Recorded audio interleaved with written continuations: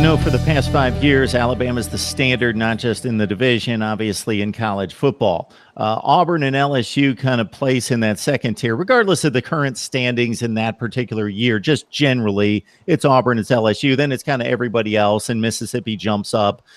Hugh Freeze had a couple good years, obviously, for certain reasons, and then Texas A&M, obviously, Kevin Sumlin, we thought he had something going.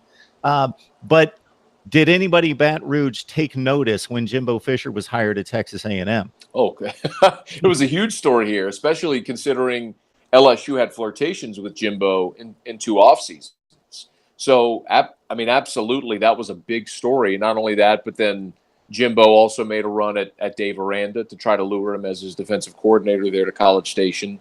Of course, Dave decided to stay at LSU for $2.5 million reasons, which I don't blame him. But yeah, and I think that's one of the really interesting factors that could change the landscape in the Southeastern Conference right now.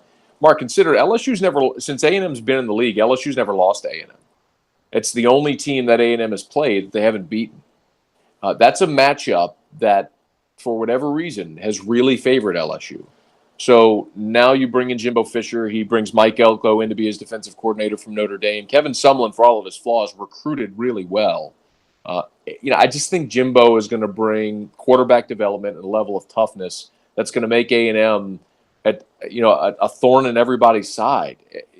That's one of those schools, Mark, that there's no reason for A&M ever to not be great. They've just got too many resources. When you can go drop $500 million to renovate your stadium and spend $75 million on a coach, there's everything there. You're in the state of Texas.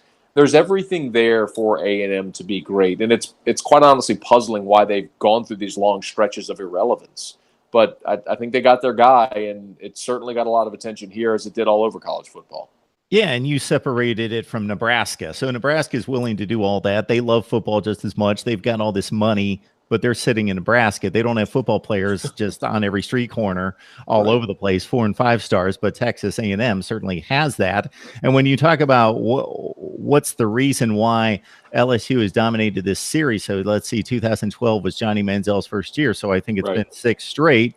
It's basically because I know that the matchups that I see is that LSU is certainly willing to just pound away, and Texas A&M doesn't seem to be a whole lot interested in tackling guys on defense. So that's a big part of it, but also LSU's defense. I mean, those games against Johnny Manziel, LSU schemed beautifully to just sort of create a 3-man rush and keep Manziel in that pocket, and they were athletic enough in the defensive front to not allow him to beat them with his feet. And it really hasn't mattered. Whatever Sumlin's tried, LSU's had the answer defensively against Texas A&M. So it'll be very interesting to see if Jimbo, who wants to run a more pro-style type of offense, if he's able to do that, and if so, how quickly he's able to do that with the personnel he has.